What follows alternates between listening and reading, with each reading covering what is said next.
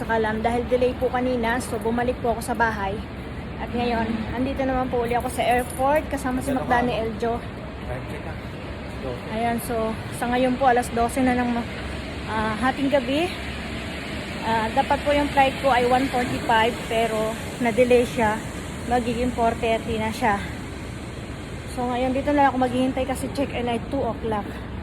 2 a.m. So dito na ako maghihintay ng alas 2 sa airport. See you, Philippines. Ayan. So ayan, kasama ko po si Macdani Eljo. At ayan nga po, so nandito kami ngayon ni Macdani Eljo. Kasalukuyan naghihintay pa rin ng alas 2 ng madaling araw. Ano pa lang, alauna 5 minutes, 8 minutes bago mag 1. So 1 hour more pa yung paghihintay ko bago mag check-in. Tapos pag nag check-in pa, 2 hours and a half more na maghihintay ka sa loob. Ganun ka-delay yung flight. So, imbis na hapon yung uwi ko, dating ko ng Pinas, aabutin ako ng gabi. Ayan nga po, pati si Macdani Eljo, dinamay ko na sa puyatan. Kasi wala akong makakausap, kaya hindi siya pwede umuwi. Dito lang siya. Siya total naman pagdating niya, uwi niya, matutulog na rin dahil matutulog siya. Dapat po si Macdani Eljo uuwi September, next month. Kaya lang, nagkaroon lang ako ng problema. So nakiusap ako sa kanya na ako muna yung pauwiin niya. Saka na siya. Ayun, pumayag naman siya. So ayan. Dito sa Kuwait si Macdani Eljo, akong uuwi. Ay naku mga kasakalam. Kakaantok. Ayan po. Mamaya update po ulit pag nandun na sa loob. At ayan nga po, nakapasok na kami. Nakapasok na ako ng lampas na ako sa migration. Check-in na ako. So, andito na ako sa gate. Kapunta sa waiting pa rin 2 hours and a half. Andito yung mga kababayan natin lahat. Mga kasabay ko sa flight. Karami. Nakikita nyo, napakarami.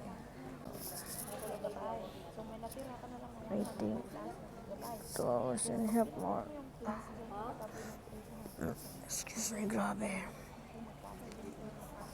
Grabe yung pagod sa pag-upo. Okay, update na lang po mamaya ulit. At ayan nga po, kasasampa lang namin sa aeroplano. Ayan, abot na ng madaling araw talaga. Sinakpo nila ng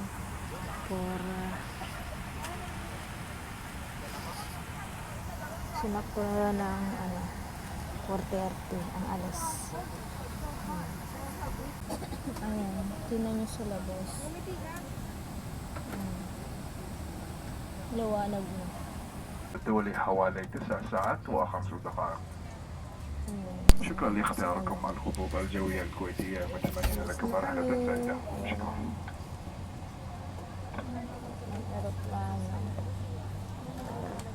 Bye bye, Kuwait. Ayan mga kasakalan, ito na po, arrival ko na po sa Manila International Airport sa oras na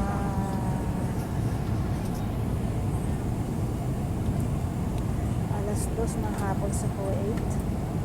At sa Philippine time ay 1, 2, 3, 4, 5 7 p.m. ng gabi.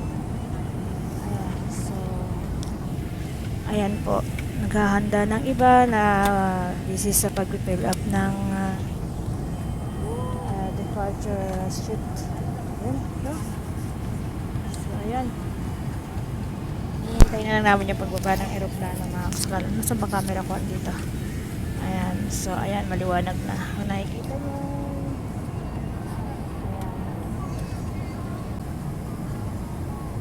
hindi ko sa inyo mapakita yung pagbaba ng eroplano kasi napakadilim na, wala rin kayong makikita sa labas.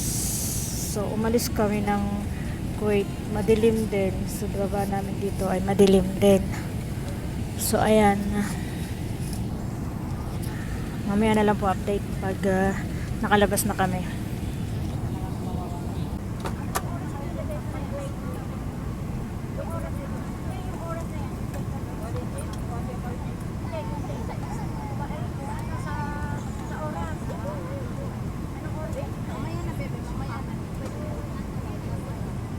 Ayan po yung mga